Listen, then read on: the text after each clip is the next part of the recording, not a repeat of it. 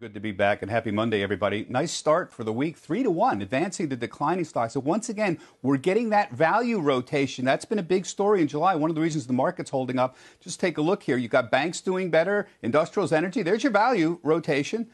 Tech's lagging a little bit compared to that, and healthcare. This has been a story really all month. We're getting a little mini boomlet. I'm calling it a mini boomlet in value for the month. So if you take a look, those banks, those industrial sectors, the energy stocks, the technology stocks are lagging here. So the S&P's up a little more than 2% for the month, and you can see that value boom here. Tech and healthcare still, I think, not enough to call it a real big trend, but it's going on for the last couple of weeks or so. And that's why the S&P is holding up so well, folks. You see 33.51 we closed on Friday. Remember the old high back February 19th? Remember that one? 33.86. We're only 30 points away from an historic high on the S&P, and these are closing numbers that I'm giving you, 33.86 on February 19th. One of the reasons is earnings have been much better than expected. We're close to 90% done with the second quarter earnings. Look at these extraordinary numbers.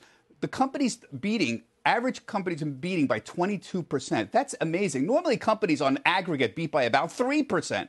But look at the revenues. They're only beating by 1%. Wait a minute here. There's no top line beats going on, no revenue beats going on, but there's a huge bottom line beat going on. What's that all about? And I think that's about cost cutting and how aggressive companies have been. John Vail over at Nico Asset Management, he pointed this out. He said, I think there's going to be a K-shaped recovery. That's what he was talking about, where they've had some companies do really well in earnings and others haven't. That's a K-shaped, interesting term. But he said quite often these earnings beats are driven by exceptionally large cuts in SG&A costs, and I think that's exactly it. SG&A is selling general administration costs, and that's everything. That's salaries, that's commissions, that's advertising. Companies are saving money by firing people and reducing costs, and that's dramatically helping the overall bottom line. By the way, one company that did really well on top line, they were the exception, Foot Locker. Jim mentioned this, but this is extraordinary numbers. They gave preliminary numbers, including July, 66 to 77. Wait a minute, the analysts were expecting a loss of 60 cents. Folks, that's not even close. We're talking about different galaxies at this point. Same store sales, they estimate going to be up 18%. The analysts thought it was going to be down 23%. What happened?